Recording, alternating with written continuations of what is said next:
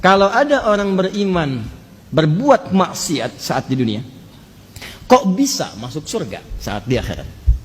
Sementara ada orang tidak beriman, amal baiknya kelihatan banyak di dunia.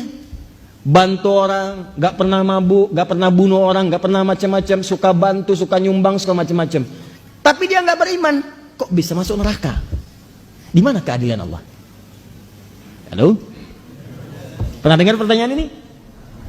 Itu pertanyaan itu, kalau muncul sekarang, itu sebetulnya pertanyaan yang telat. 15 abad yang lalu sudah ada pertanyaan serupa. Nah, siapa yang bertanya itu? Sayyidah Aisyah Ummul Mukminin radhiyallahu taala anha bertanya kepada Nabi, ya Rasulullah, itu si fulan belum beriman, tapi amal baiknya kelihatan banyak banget, suka bantu, suka nyumbang, suka ini, suka itu. Nanti di akhirat masuk surga enggak? Anda tahu, begitu pertanyaan itu muncul, yang turun langsung surah dengan namanya Al-Furqan. Ayat yang ke-23. Tuh. Ya, kalau Anda nggak belajar nih isi-isi di Quran, kadang-kadang tuh logika semacam ini kalau iman kita lemah itu bisa langsung jatuh seketika. Dan ketika jatuh pada titik nol itu mudah diarahkan kemanapun. Nggak usah takut. Kalau Anda disebut oleh sementara orang kamu nggak kaya, nggak apa-apa, cukup hidup.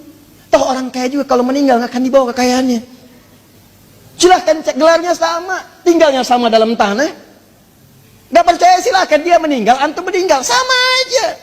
Nggak ada orang dikuburkan dengan mobilnya, dikuburkan dengan handphonenya, dengan rumahnya, dengan kebanggaannya, nggak ada. Kenapa? Karena yang dibawa ketika dia pulang ke tempat lain bukan bekal dunianya, ini habis, tinggal. Apa yang dibawa ke akhirat? Yang dibawa itu bekal amal akhirat, bukan dunia. Jadi tidak adil kalau ada orang ke akhirat bawa bekal dunia, itu nggak adil.